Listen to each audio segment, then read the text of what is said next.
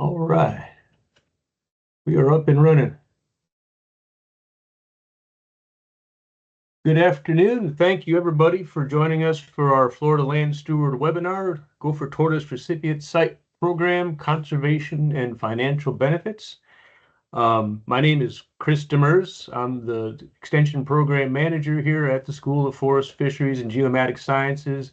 I run our Florida Land Steward Extension Program, which basically helps and serves private landowners across the state. We provide educational and outreach networking services to landowners across the state, essentially helping private landowners to actively manage their forest resources, land resources, natural resources for multiple benefits.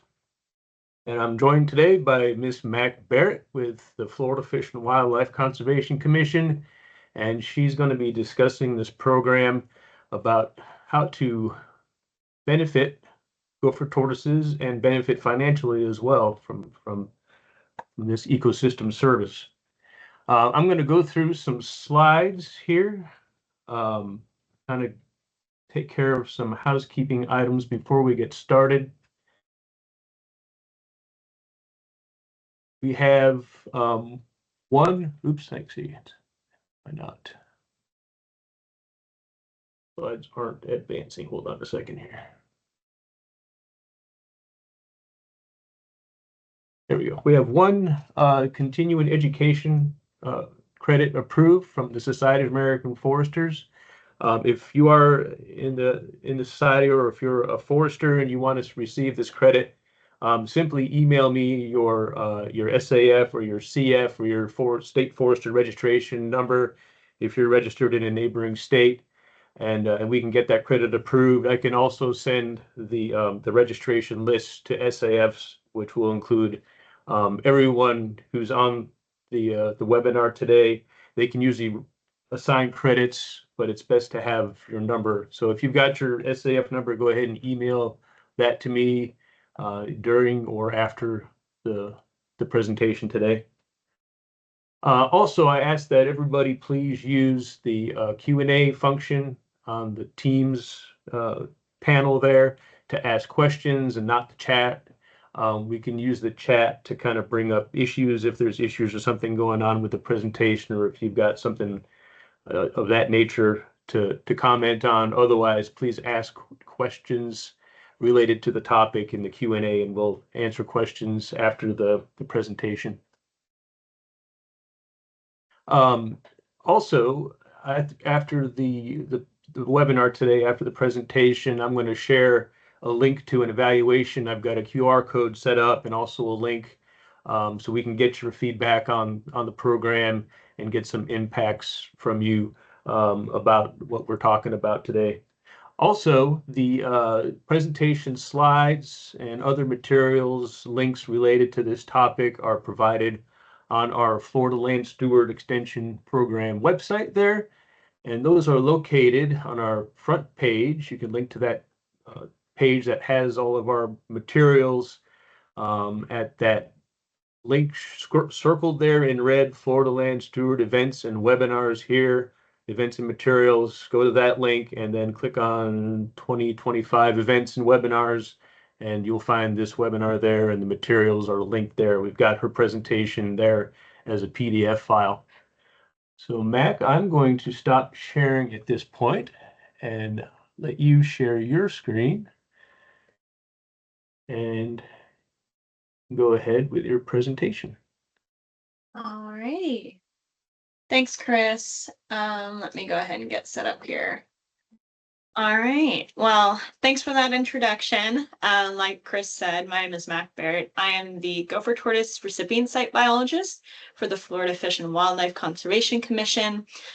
Specifically, I'm based out of Ocala here in Florida. And this program is one that's been around for a long time, and it's kind of split between different divisions within FWC. But essentially, I'm going to be talking everything Gopher Tortoise Recipient Site related today, keeping it pretty general. There's a lot of information in this PowerPoint as it is, so I know there's going to be a lot of questions, but like Chris asked, if you could just keep the questions until the end or just enter them in the Q&A box, As they come up, I very well might end up answering your questions as I move through this PowerPoint, but I hopefully we'll have a lot of time for discussion at the end too. So I'm looking forward to it. So moving right along, I always like to start with a little bit of an overview to kind of prep you guys for what I'm going to be talking about today. So I'm going to touch a little bit on gopher tortoises and their basic ecology, why we care about them, why they're so important in our natural habitats here in Florida and other places. Then I'm going to move into the recipient site program.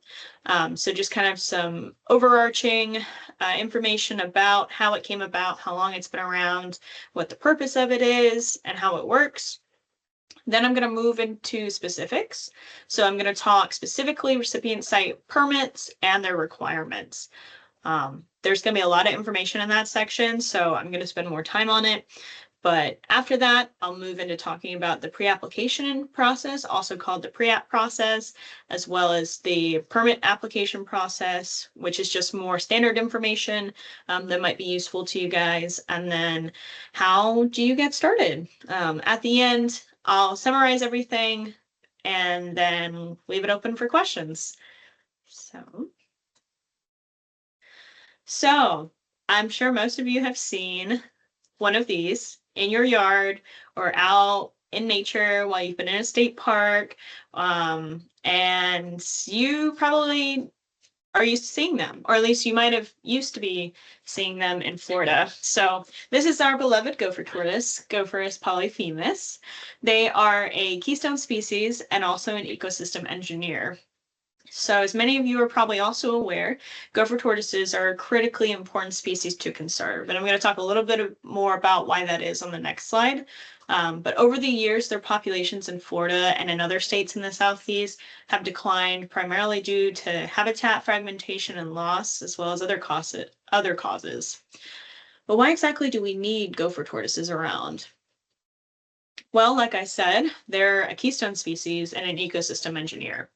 And so what a keystone species is a species in their natural habitat that other occurring species rely on to survive, to reproduce, and essentially they work as a keystone within a block, like an arch in architecture.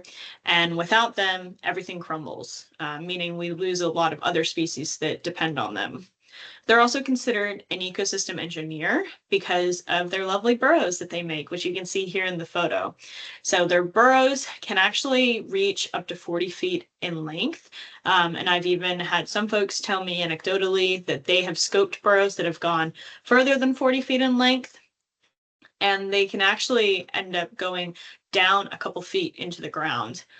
So they provide really, really important microclimate for not only tortoises, but a lot of other species. And so they have around at least 300 other wildlife species, including invertebrates and vertebrates that depend on them in their burrows, which is why they're considered a keystone species. And so beyond that, a lot of these other species will rely on these burrows for shelter from the heat, shelter from predators, a place to reproduce. And there are some specific species that only reproduce in gopher tortoise burrows, making them super, super important. Some of the species you might find in a gopher tortoise burrow are a variety of different snake species like eastern indigos, eastern diamondbacks, our Florida pine snake. You might also find coach whips. You can find mammals such as the Florida mouse. Sometimes you can find a lot of other invertebrates too, moths, specific flies, things like that. So aside from protection from heat, they provide protection from wildfires and also predators. And so you can see why these guys are really important to their natural environment. So historically, gopher tortoises used to be a lot more widespread. They exist in a lot of dry, well-draining habitats such as sandhills and different upland habitats, a lot of scrub rosemary scrub habitats as well here in Florida. And so you can see across the southeast where the remainder of their range is. This used to be a lot more widespread. And in multiple states, they are considered state threatened or state endangered. So in South Carolina, that's one of the few states where they are considered state endangered, and that is because a lot of their natural populations have been extirpated. So it's just mainly due to loss of habitat. You can also see in some states they're federally threatened. And so that means U.S. Fish and Wildlife Service has been involved in listing them in Louisiana, Mississippi, and parts of Alabama. So specifically in Florida, though, they are considered state threatened. So some of you may remember that a while ago, gopher tortoises here in Florida were actually put up for potential listing for federally threatened. However, they ended up not making that list. And I think a lot of people tend to misunderstand what that means. And so I'm going to take a minute to talk about why it's actually a good thing they didn't end up getting federally listed. So typically, most of the time you would think, okay, federal protection means more protection, means gopher tortoises are going to do better eventually. But the entire goal is for management and conservation efforts to warrant no listing at all. We want our species to be doing well enough and having enough viable populations to where they don't need any protection anymore. So keeping them state threatened and keeping them only state listed as well means that Florida is doing enough good that they don't warrant the extra protection and involvement from the federal government or the federal entity. And so it's actually a good thing. So beyond that, the way that our state protection works is in the form of our gopher tortoise management plan and our gopher tortoise permitting guidelines. And so Florida is really unique in which that they are the only state that has a permitting guidelines. So South Carolina, Georgia, we don't have any type of permitting program like the recipient site program that allows us to relocate a state threatened species like this. So our recipient site program is a really important tool for gopher tortoise conservation. So I'm going to talk about how this was FWC's response to our gopher tortoise populations declining. So relocation was our answer. And essentially what this means is that we authorize humane relocation from development sites, also known as donor sites, to recipient sites.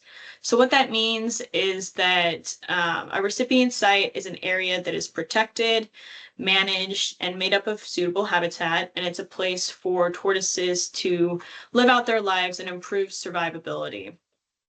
And so relocation specifically involves deliberately moving wild gopher tortoises from developing areas into protected, managed, and suitable habitat. So relocation is really helpful because gopher tortoises are resilient. They are very adaptable. They're one of our longest living reptile species here in Florida and in the Southeast, and that's because of their adaptability. So they can respond well to relocation and new environments. Another thing I'm going to touch on is as the years have gone by, our recipient site program has changed a lot and it's expanded a lot. And so our permitting guidelines have been around for quite a long time, since 2008, and they've gone through multiple revisions as more research is released and published and done. We're able to integrate current research into our guidelines every couple of years. And so with that, there's been a big expansion of the recipient site program. Originally, there used to be one gopher tortoise biologist for the entire state of Florida. And now, just in the recipient site program, we have a team of 6 biologists, including myself. So recipient sites are also in high demand, not only from developers, because development isn't slowing down, but also from landowners who want to help conserve these tortoises and also protect their land.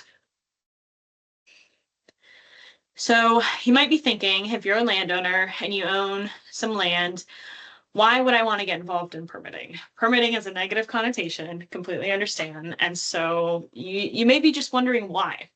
Well, there are actually a lot of benefits for landowners to turn their land into a recipient site.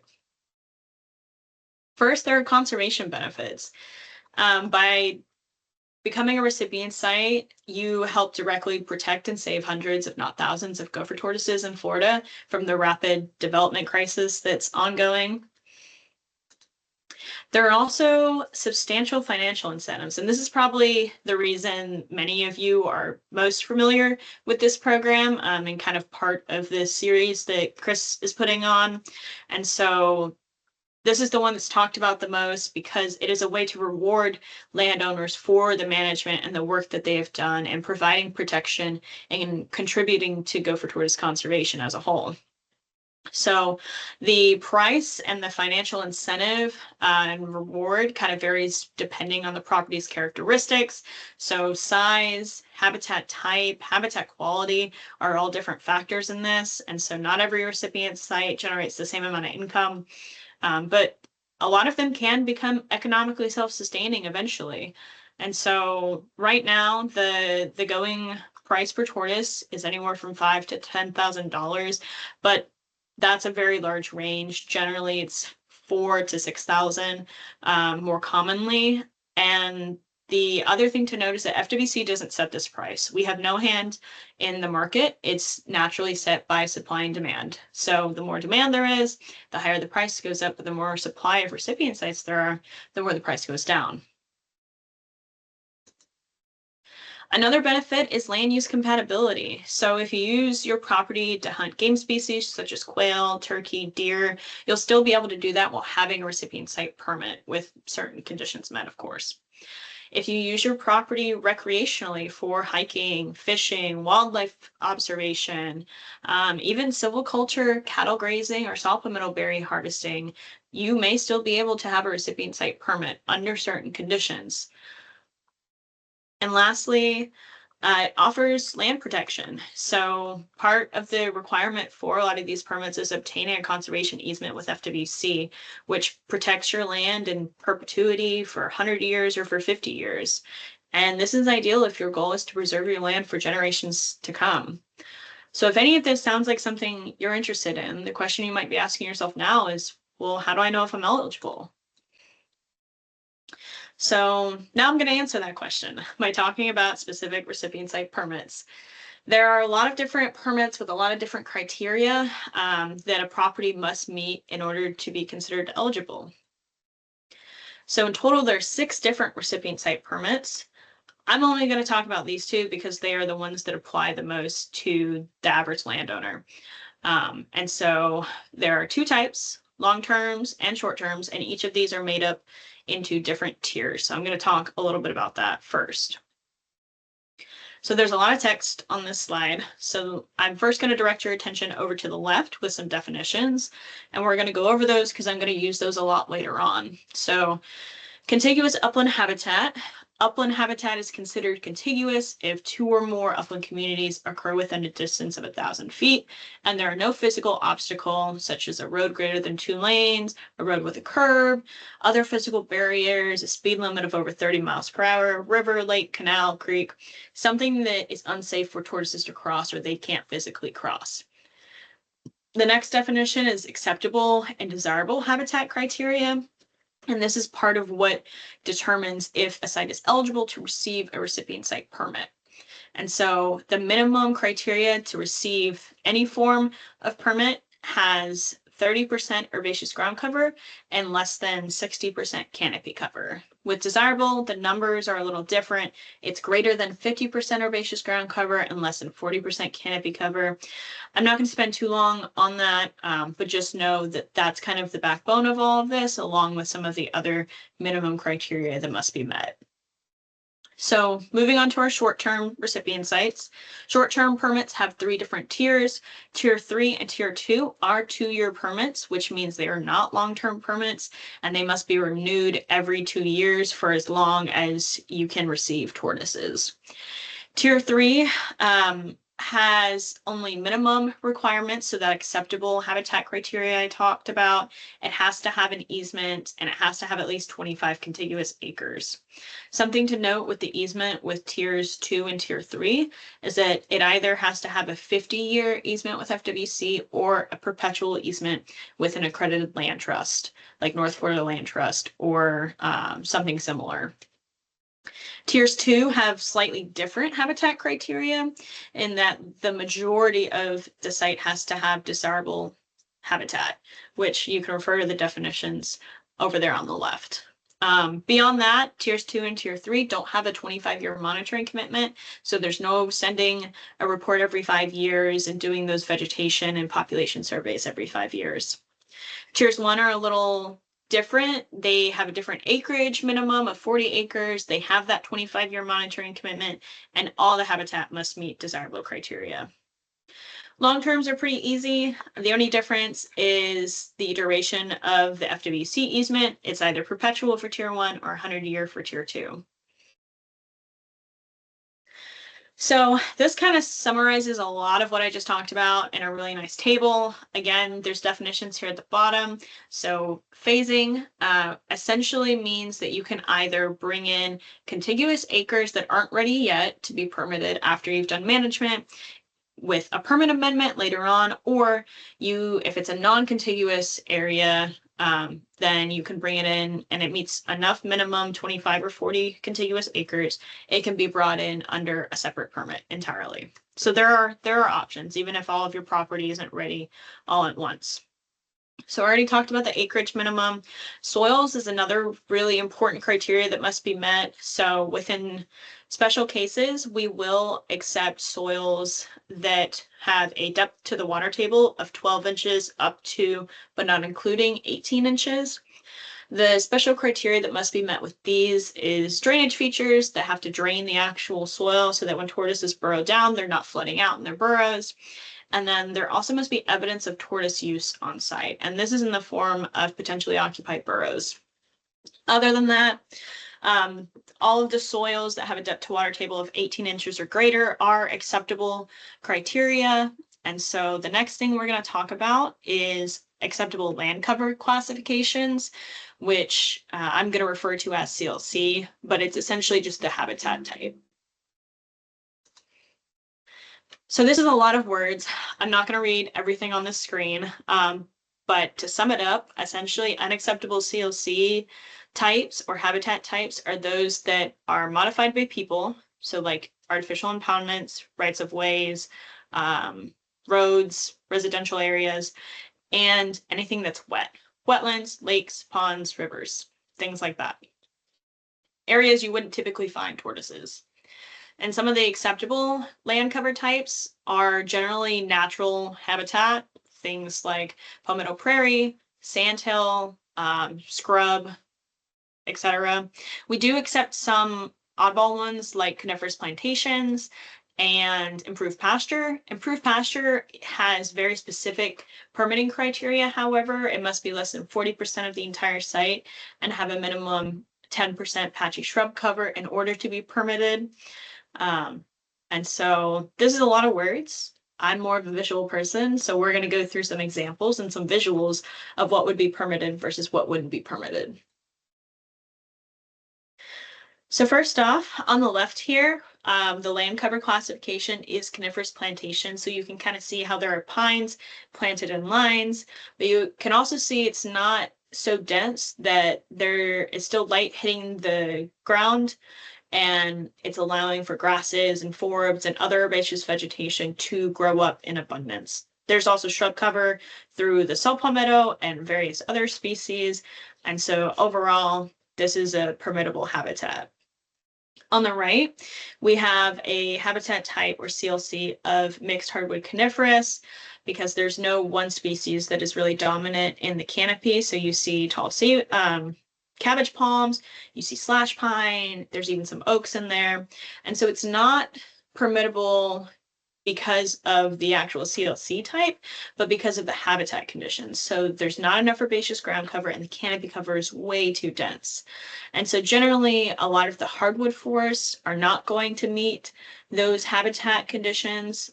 So even though the CLC type is permittable, if it doesn't meet that vegetation requirement, then it's not permittable. So another example here that's very different from a forest. On the left, we have dry prairie. And so there's an abundance of grasses. The canopy is good. It meets the less than 60% requirement pretty easily.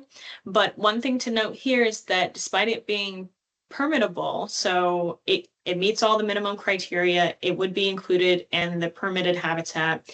Without shrub cover, you can't build a pen to put tortoises in this specific spot. And so shrub is a really important component of improved pasture getting permitted. As you can see on the right, there's no shrub cover. And shrub is defined as anything 3 to 6 feet in height that is woody or herbaceous. And so that's a pretty important component to pay attention to. And lastly, you can see on the left, we have another example of coniferous plantation. It meets the minimum criteria. There's not going to be any special stocking bonuses, which I'm not going to spend time talking about today, just because it's too in the weeds for this, but it has a minimum herbaceous, it meets the minimum canopy, and there's also shrub cover scattered throughout. On the right, we have a CLC type of rural open. So you can see there was a recent disturbance event. It looks like mulching or chipping from the debris in the foreground. And so this area was recently cleared out, and it just needs more time to respond, maybe some more management and TLC. So there's not enough herbaceous ground cover, and there's no shrubs, so we wouldn't even be able to put pens here either. So I hope these visuals kind of helped. I know sometimes words are not really indicative of what we're looking for, which is why I included some examples. But now we're going to move on and talk about the actual pre-application process and the application process. So you might feel now that your property may meet the minimum criteria, but what does the process for getting permitted look like, and how long will it take? We have to fight like these guys to be permitted? The short answer is no. There's no fighting in the pre-application process, thankfully. But now I'm just going to walk us through, because sometimes this can be a little confusing. And so you're first going to contact me, and we can kick off the pre-application process. So I cover the entire state. I am your go-to person if you are interested in this. And so this entire process is optional. It's not required to come in for an application for a permit. It is just meant to provide technical assistance to help get you on the right path and get you ready to submit your application. So you'll send your property information to me, and then our team will create a consult map that kind of shows potential recipient site areas on your property. And then if you meet the minimum basic requirements, then we'll send the map with some photo points to request some photos of the property. After that, we will hold a kickoff meeting, which is just a 1-hour virtual Teams meeting, and we'll provide an overview of different permit options, kind of the program. We'll talk about application requirements, potential management that's already needed based on the photos, and we'll have a Q&A session. So if you have questions, this will be the time to ask them, and then we'll discuss the next steps. So depending on what the photos look like, you'll either schedule a site visit with a landowner assistance program or LAP biologist or myself. So if the photos are indicative of not being close to the permitting requirements, aka years of work are still needed, an LAP bio will go out there to provide some technical assistance, some habitat management recommendations, and kind of get you going to meet permitting criteria. If the photos, however, indicate that the property is close to meeting the minimum criteria, then I will do a pre-application site visit where I'll evaluate the recipient site areas, I'll ground truth the CLC types, discuss goals for the land, uses for the land, and determine if more management is needed prior to permitting. You'll then get a report after this site visit with revised maps, with maps of where I have observed invasive species that need treatment, different management that needs treatment, where I found burrows, things like that, for the interested parties to review. Also important to note that if after conducting the work and doing management on your property after you receive an LAP site visit, you can reach back out to me for the request of a pre-application site visit. But this would most likely take at least a year in order to get a site closer. After the site visit and the site visit report has been received, the authorized agent will create a baseline population and vegetation survey design, and you can send it to me for review. I'll make sure it's in line with the guidelines and it meets the criteria so that once the survey is done, everything is good. So your authorized agent will begin conducting the surveys, preparing the application materials involving lots and lots of documents that I'm not going to talk about right now. And I'll send a closure email with technical assistance materials, checklists, tips and tricks, documents, any other resources to help prepare you for that application. So after you're done with the pre-application process and your property is managed and ready to go, what does the application actually look like? Well, your authorized agent will submit various documents required for the permit. So things like maps, shape files, survey results, photos, a whole lot of information. And so the agent would be the one to handle all of this. But to give you an idea of the timeline for this process, once the agent submits the application, our team has 30 days to review the application and either respond with a request for additional information or RAI, or recommend it for approval. Most of the time, there's going to be at least one RAI, and that is because there's so much information and documentation involved in obtaining this permit that it's impossible to get it right on the first time. And it can be difficult sometimes for certain agents as well if they're not familiar with this, and that's okay. RAIs are not punitive in any way, and they're just a way for us to ask for some edits to be made or maybe explain what's actually needed in a map, and things like that. Once we issue the RAI, the agent has 60 days to respond, but they can take longer depending on the number of corrections or edits that need to be made. This whole process can go back and forth, and depending on response time, it could take a couple months. Once the recipient site team approves the application or recommends it for approval, it will go to our legal team for a final review of certain documents, and then the permit will be signed and issued after. So all in all, the process can take a couple months depending, like I said, on that response time.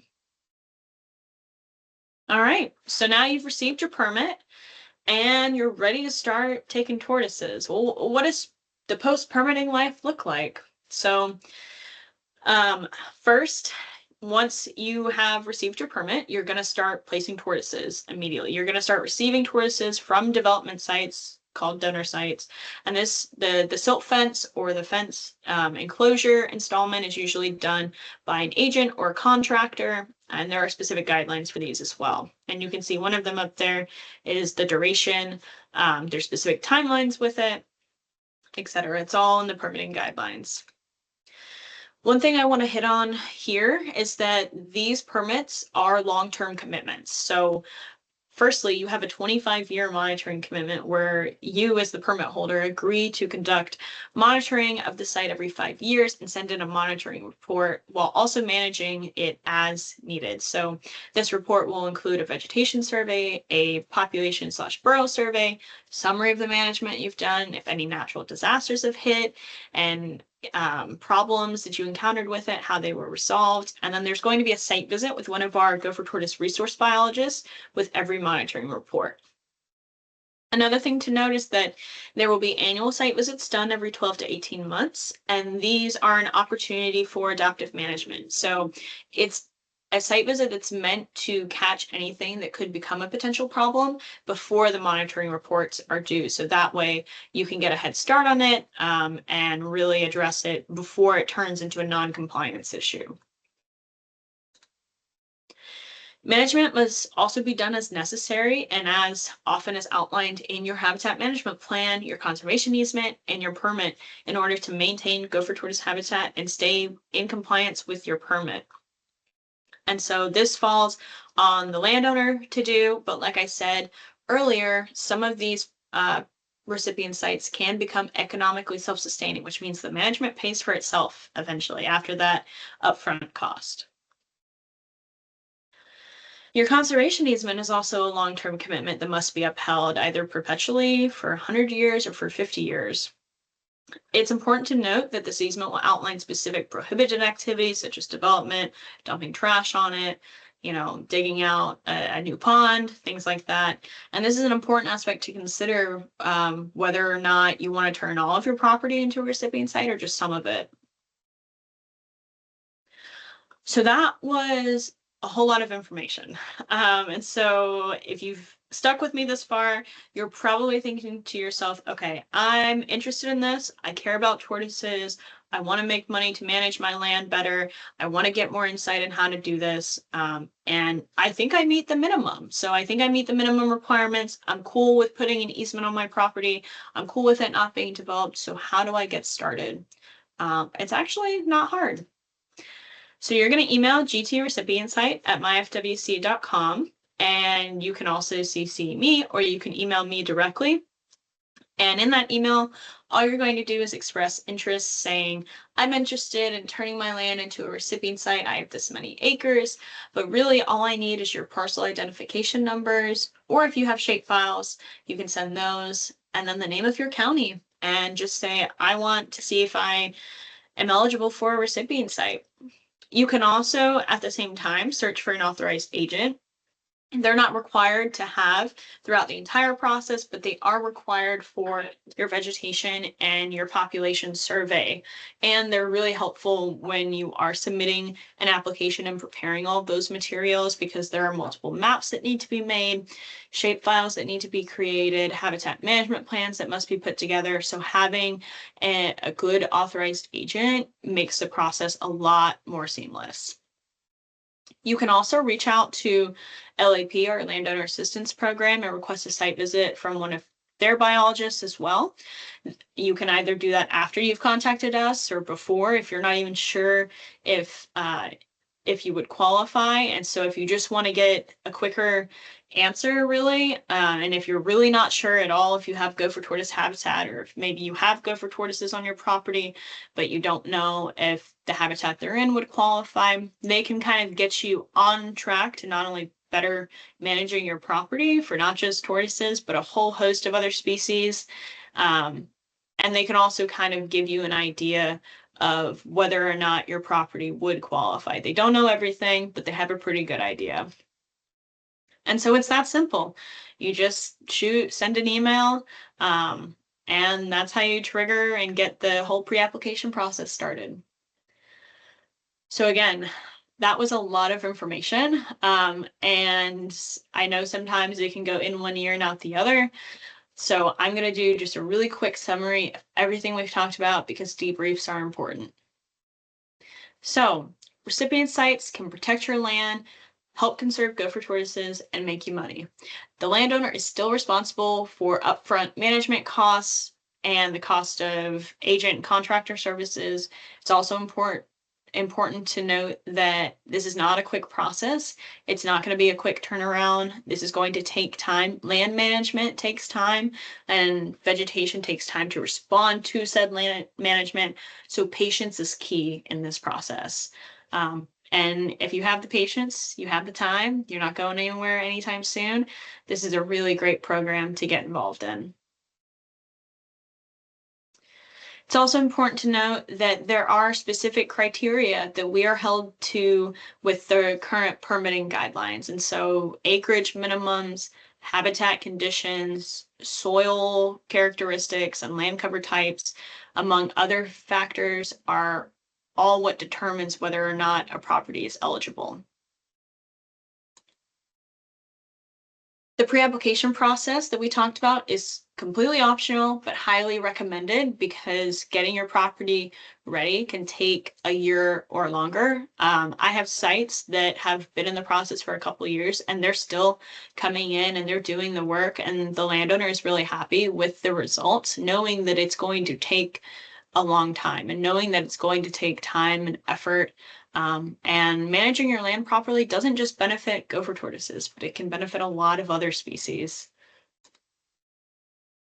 And again, this is a long-term commitment. This is you committing your land and your time and your effort to conservation. And it's a very rewarding process and very meaningful. And it's not only for gopher tortoises. You are committing your land to keeping Florida wild. And I think that's something a lot of us care about. So with that, I think we'll take questions now. I know there was a lot of information. I know I talked really fast, so here's my contact information. If we don't get to your question or you don't want to ask it here, you can shoot me an email, give me a call, and I will try my best to answer it. So thanks, guys. I guess, Chris, now if you want to take over, I'll stop my sharing real fast. Okay, actually, you can keep your well, never mind. I was going to say you can keep your last Sorry. slide up if you want to, Okay. so people have your contact information, but we can share I that. can share it again really Okay, fast. That was my bad. no problem. Thank you, Mac. That was excellent presentation. Great slides and everything. I love those little videos of the tortoises that you had in between there. That was good. We've had a few questions come in on the chat. I don't know if you can, I think you can see the chat and see what's been asked.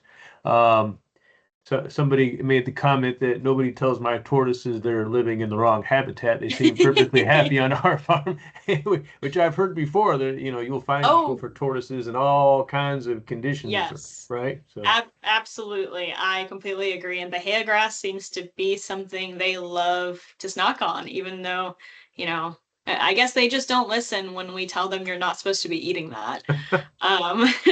But yeah, I mean, and that's the thing with this program. I hear folks tell me all the time, well, I have tortoises here, why wouldn't this get permitted? And it's not saying that tortoises can't be there, but it's saying that translocated tortoises that are coming from a totally different area may not do as well there. And we want to ensure the highest survivability for those tortoises, which is why we only permit specific habitat. But yeah, I hear folks say all the time that they have tortoises on their farm or even in their yard, and they love seeing them. Okay, are there other? Okay, those aren't questions for me. How many tortoises can be relocated per acre? Do you mean like relocated from the donor sites or received onto recipient sites? I think maybe like how many can, yeah. So the base rate is 2 tortoises per acre. And so with that, that'll apply if you just meet the minimum criteria and you don't meet any of the eligibility for stocking bonuses. So there are specific stocking bonuses. You can receive up to 4 tortoises per acre, but that is really, really hard to achieve and not common through these different stocking bonuses. So if you have over 250 contiguous acres of upland habitat, you get a half tortoise per acre stocking bonus. If you have desirable soils, so really, really deep, well-draining soils that tortoises do very well in, that have a depth to water table of deeper than 51.6 inches, another half tortoise per acre. If you meet very specific criteria for enhanced conservation value, you're surrounded by private or public conservation land, or most of your habitat is pristine sandhill or dry prairie, there's another half tortoise per acre. So it can vary, but generally the most common one is 2 tortoises per acre. That's our base. So let's see, who can you call if a builder is destroying gopher tortoise habitat? You should call our wildlife hotline and report it. And so a law enforcement officer will receive that and they will investigate it and get more information about that. I don't have that number handy off the top of my head, but if you just Google FWC wildlife hotline, the number will pop up. It's like a 1-800 number. Are there any restrictions on timber harvesting in a recipient site? Yeah, that's a really good question. So industrial timber harvesting is not permitted on a recipient site because there's too much ground disturbance. If you're bedding trees as well, that's a ground disturbance activity that doesn't coincide with. Thanks, Eric. Good to see you attending this webinar. And so it's more so if you are planting pines for restoration, that's allowed. And if you're harvesting them to better the forest management or your stand management, that's also allowed. But anything like clear cutting is not permitted. So essentially, if you think it's industrial, or if you're trying to make, like if you have a timber project where you receive financial benefit from that, it's most likely not going to coincide with a recipient site. Now, there are some programs for planting longleaf pines that they can coincide, but it's really nuanced and kind of depending on timing of like tree harvest and things like that. But if you have specific questions, you can just email me and I'll get you an answer. What are WAIF? Oh, I think you mean WAIF sites, so WAIF. WAIF recipient sites are ones that don't produce any financial incentives for landowners, and they have a lot less restrictive requirements. It's just a minimum of 5 contiguous acres that someone can continue to manage and upkeep. And so those are for tortoises that are confiscated or are no longer releasable because we've taken them in, we've rehabbed them, but we don't know where they came from. We have people bring tortoises and turn them over who have taken them as pets over the years, and we have no idea where they came from. And so those tortoises have to go to WAIF sites. There's a big need for WAIF sites. We don't have a lot of them just because, again, they don't make money. No, there are no monitoring requirements for WAIF sites, and it's very I can give the contact information for the person involved with that, or you can just email me and I'll get you connected so that I don't share their information broadly. But I can get you connected if you're interested in a WAIF recipient site. And again, all this information is in our 2023 permitting guidelines. And so I can also direct you to page numbers in there. If you just email me saying, hey, I'm interested in a WAIF site, where can I learn more? I can get you that information. As for, do I have a sample of the conservation easement contract conditions? Again, it's all in the permitting guidelines. It's in appendix, off the top of my head, I'm blanking.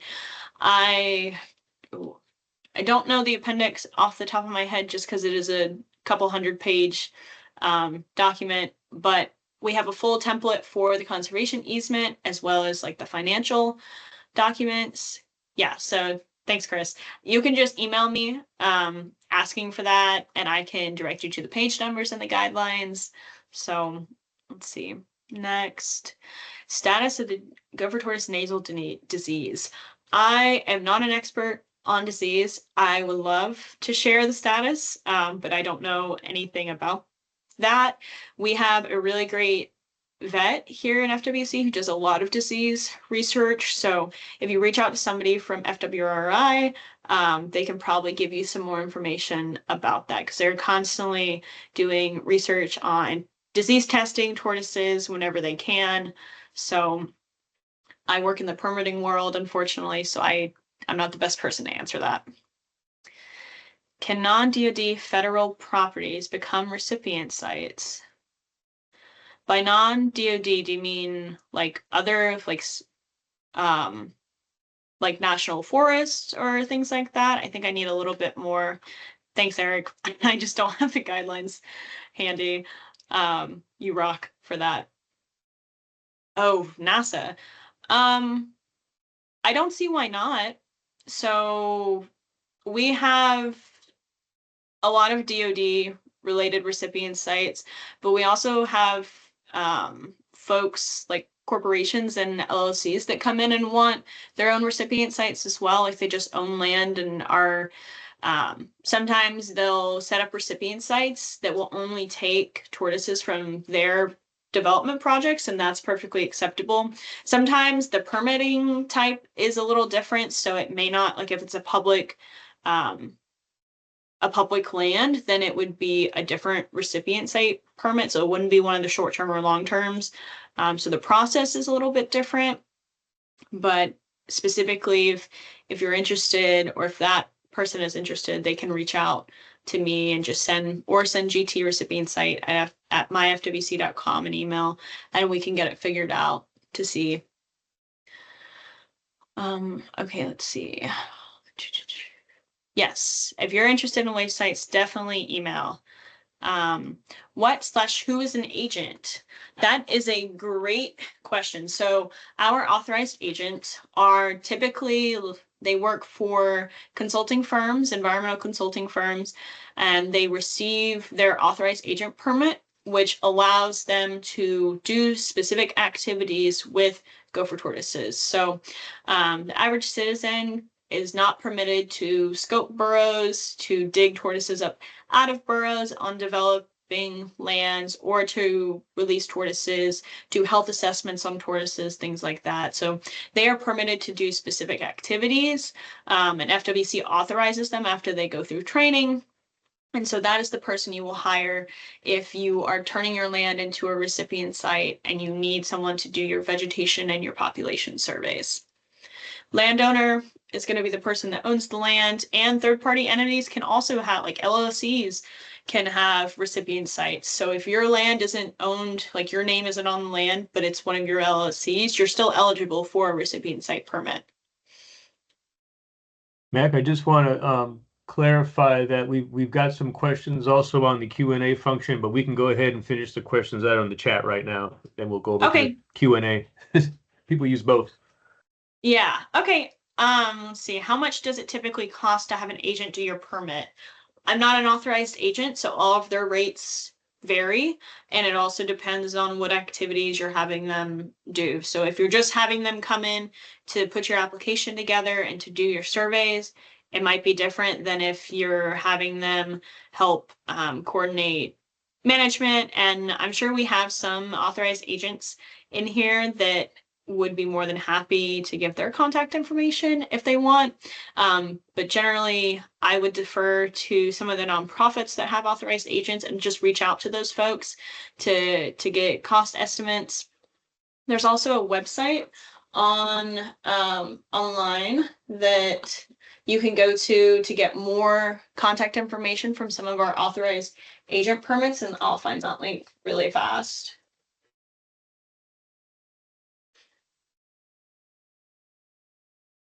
Just bear with me. And then we can look in the Q&A while I'm finding this link. Okay.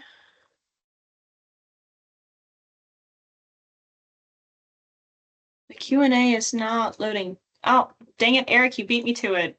I was just about to put it in the chat. So if you use that link that Eric just put into the chat and you select authorized gopher tortoise agent and then your region based on what county you're located in and hit search, it'll populate with a bunch of different agents in different counties and their contact information. So I recommend and encourage you to reach out and give them a call or shoot them an email to just kind of get more information.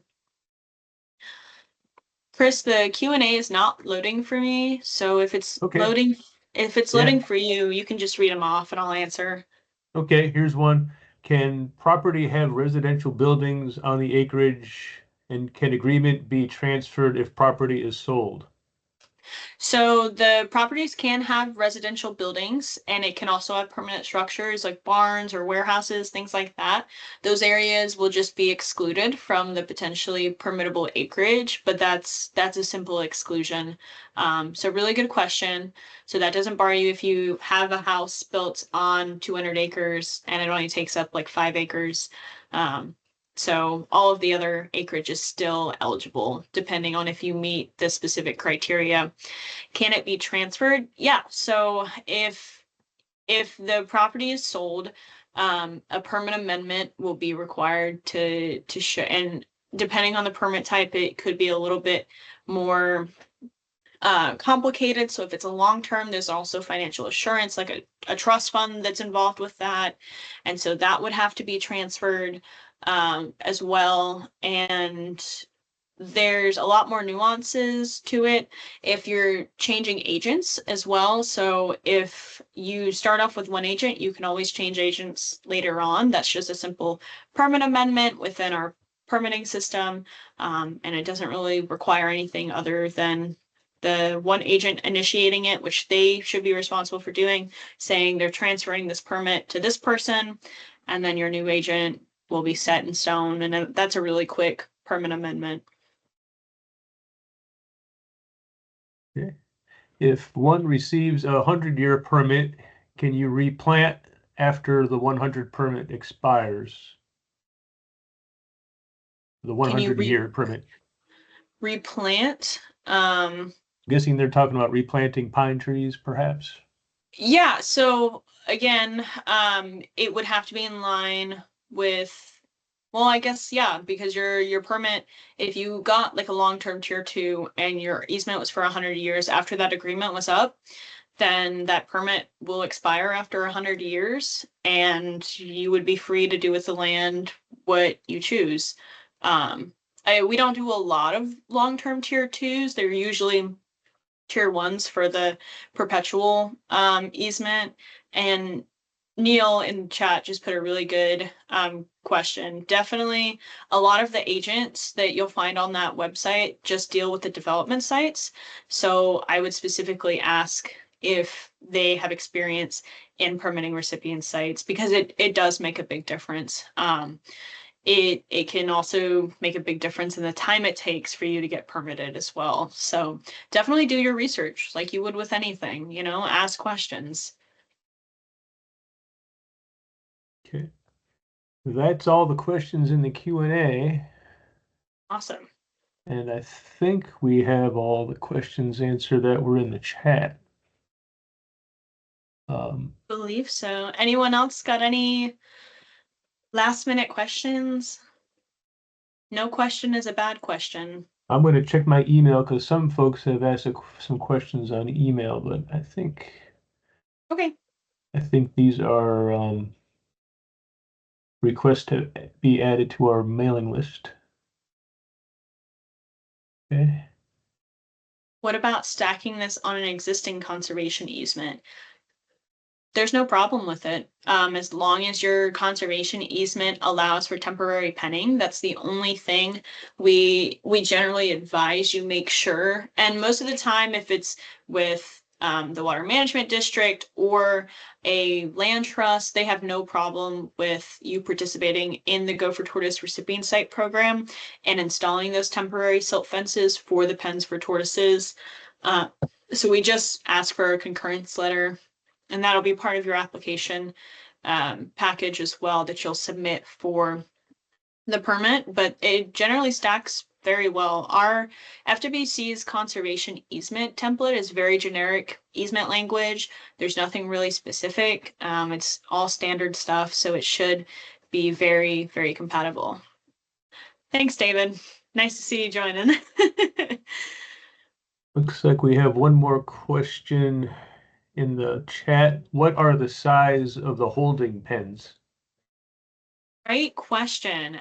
So it really depends. We generally encourage smaller pens just because some folks have found in the past if they've made really large soft release enclosures like 50, 70, 80 acres in size, they have a really hard time stocking them completely in the first 6 months because you only have the first 6 months to stock tortoises. So there's no maximum size limit. We just generally advise to make it an easier process and also less stressful on the tortoises that you do smaller pens and smaller densities of tortoises at a time. And there's no minimum size. Obviously, if you're, starting off and you're able to receive 100 tortoises, you may not want to do a 2-acre pen and only place 4 tortoises at a time. But yeah, that would be great. So lots of good discussion. Great question. Any other last minute questions?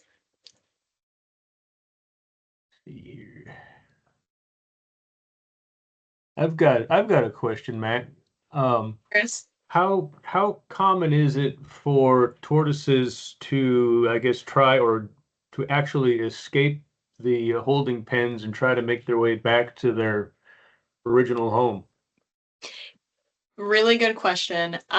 So if a silt fence has corners, like really sharp corners, tortoise, not just gopher tortoises either, tortoise species in general, and I don't know why they do this, but they tend to congregate at the corners to try to push through, and they'll push basically push it over, which is why we make it a requirement that silt fencing has to be buried. I believe it's, why am I blanking right now? Like 8 inches into the ground and 2 feet tall, and it has to be taut and robust so that they can't push through it. But I don't, oftentimes when tortoises are relocated, in my experience, they're probably trying to, yeah, they're trying to adapt to their new location. So they're going to be really turned around, because a lot of them aren't just going a couple miles in any cardinal direction. They might be going 50 miles. And so their home range sense is good, but it's not that good. So they're immediately going to try to burrow, or if they're a little too stressed, they're just going to try to find coverage to get away. So thank you for attending. Yeah, really good question. And I'm sure the authorized agents have a lot more experiences with this. I just help landowners get to where they can get a permit, but they have a lot of valuable information as well. So definitely talk to our authorized agents too. Okay. If you want to go ahead and stop sharing your screen, I've got some closing slides to get to so we can get the Sure. evaluation out. Great job, Matt. Great presentation. Thanks for the little applause emojis there. That was great. Let's see here. Sharing my screen. I'm gonna do this first. All right. Well, I want to thank everybody for joining us today. Again, there's the link where you can find materials. I also put that link in the chat so you folks can find the materials.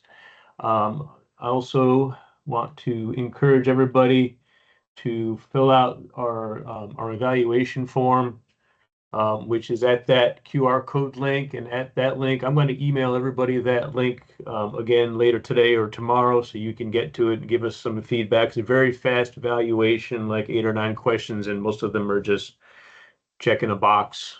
Also interested in kind of a range of how many acres you own or manage. All the materials are available at that link, and I shared that one in the chat as well. There's that. And I want to thank all of our supporters and sponsors, partners that contribute to our extension program. The Florida Forest Service, the Fish and Wildlife Commission is a great partner in all of our activities. Florida Tree Farm Program and the SFI, Florida Implementation Committee, provide valuable support for us so we can operate the program, so we can cover travel costs and printing costs and all those operational expenses that we also have. I want to thank everybody for joining us today. I think this is a helpful webinar. Hope you found it worth your time. Again, this will be recorded and we will make it available on the email updates. So thank you very much, and everybody have a great day. And Mac, if you want to stay on, I'm going to end the event and then you and I can have a wrap up. Thanks, everybody.